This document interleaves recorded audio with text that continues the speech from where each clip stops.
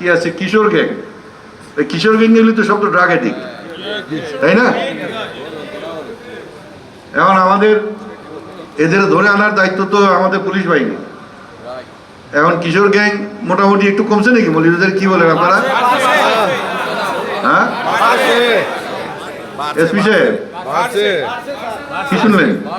আমাদের থানা, সদর থানার ওসি কই? ওসিরা আসছে নাকি এখানে? এনারা কি ওসি নাকি? বাড়ছে, আস্থা জেলায় বাড়ছে, তাই নাকি? আমি ডিআইজি সাহেবের এবং এসপি সাহেবের মনোযোগ, আপনারা দেখতে পারতেছেন এখানে যে এই কিশোর গ্যাং এর, এই কিশোর গ্যাং মানে তো ড্রাগ এডিক্টেড এরা। হ্যাঁ, আমরা যদি এদের বিরুদ্ধে সাঁড়াশি অভিযান যদি আপনারা যদি শুরু করতে না পারেন তাহলে তো মুশকিলের ব্যাপার। আর এটা ধরা তো এমন কোনো ব্যাপার তো না। হ্যাঁ, মোটরসাইকেল লইয়া 700 টাকা নি, বাসায় টাকা যায় না, বাসায় টাকা যায় না, সাইকেল যাওয়াতে। আমরা ডেফিনেটলি এটাতে অ্যাকশন নিব, don't worry, will do it ইনশাআল্লাহ। ডিআইজি সাহেব বলছেন ব্যবস্থা নেবেন এবং খুব শিগগিরই যাতে শুরু হয়, কারণ জিনিসটা আরও দিন দিন প্রকোপ আকার ধারণ করতেছে। আমার মনে হয় না এক ওসি তার ইয়েতে নিয়ে পারবে, এবং তার সাথে যে নিচে যে সাব ইন্সপেক্টর আছে, এরা আওয়ামী লীগ সরকারের সময় থেকে আছে। হ্যাঁ, এরা এখন এখানে বসে আছে, এরা তো কোঅপারেট করবেন না ওসির সাথে।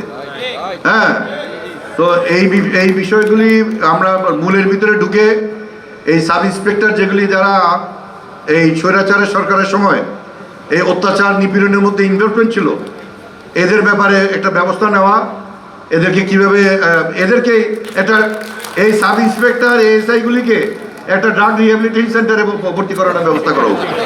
হ্যাঁ, এবং নতুন করে আমরা এই সাব ইন্সপেক্টর এএসআইদেরকে আনি যারা এই ধরনের 15 বছরের অত্যাচার নিপীড়নের মধ্যে ইনভলভ ছিল না। তো এই আমি বুঝতে পারি ওসিদের সীমিতের যে ওই সিট তো রাইট হ্যান্ড লেফট হ্যান্ড তো সাব ইন্সপেক্টররা, তো তারা যদি ঠিক মতন কাজ না করে বেচারা একলা কি করবে? তো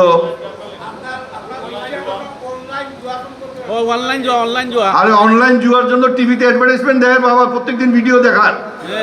হ্যাঁ, অনলাইন এটা টিভিতে অনলাইন জুয়ার মোটামুটি অনেক রেস্ট্রিক্টেড হয়েছে, অনেক কন্ট্রোল করা হয়েছে, এবং এটা আরও বিটিআরসির মাধ্যমে এটার মধ্যে বিটিআরসি রে ইনভলভ করা লাগে, করিয়া এটাকে বন্ধ করার ব্যবস্থা করা হইতেছে। ইয়েতে যে আজকে এখানে আমরা যা শুনে গেলাম, আমরা এগুলি বাস্তবায়নের জন্য যে যার যে পজিশন আছে সেই পজিশন থেকে আমরা আমাদের ব্যবস্থা নিব।